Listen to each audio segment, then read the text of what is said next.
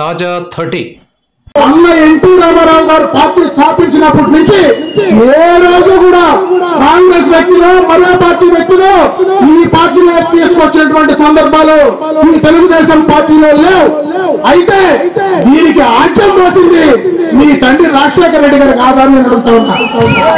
ఆ రోజు మిగతా పార్టీలో గెలిచినటువంటి వ్యక్తుల్లో టీఆర్ఎస్ లో గెలిచినటువంటి వ్యక్తులు ఎమ్మెల్యేలు ఆ రోజు మీ తండ్రి గారు తీసుకోలేదని అడుగుతా ఉన్నా. మీ తండ్రి గారు శాసనసభ్యుడిగా వేరే ప్రతి కాంగ్రెస్ సభ్యులు కూడా గెలిస్తే ఆ తర్వాత నువ్వు కాంగ్రెస్ పార్టీకి వెళ్ళలేదా అని అడుగుతా ఉన్నా. నువ్వు కాంగ్రెస్ పార్టీలో ఉంటే నీ తర్వాత వాళ్ళతో బయట వచ్చి నువ్వు వేరే పార్టీ పెట్టలేదు అంటా ఉన్నా. నీ కుటుంబానికి ఈ రాష్ట్రంలో అధికారం ఇచ్చి ముఖ్యమంత్రిగా చేసినటువంటి పార్టీని కాదని నువ్వు బయటకు వచ్చి ఆ పార్టీకి వ్యతిరేకంగా పనిచేయలేదు అని అడుగుతా ఉన్నా. నీకు లేని న్యాయం గురువింద సామెత మాకెందుకయ్యా చెప్తారు? గురువింద సామెత చూసుకోండి.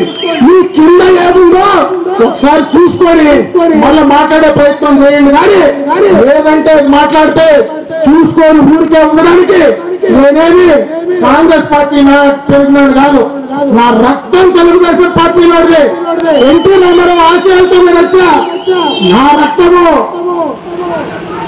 ఒక గ్రూప్ ఉండే రక్తానికి ఇంకో గ్రూప్ ఉండే రక్తం ఎక్కిస్తే ఎట్లా అవుతుందో 2-3 సంవత్సరాలు నాకు అదే పరిస్థితి జరిగింది.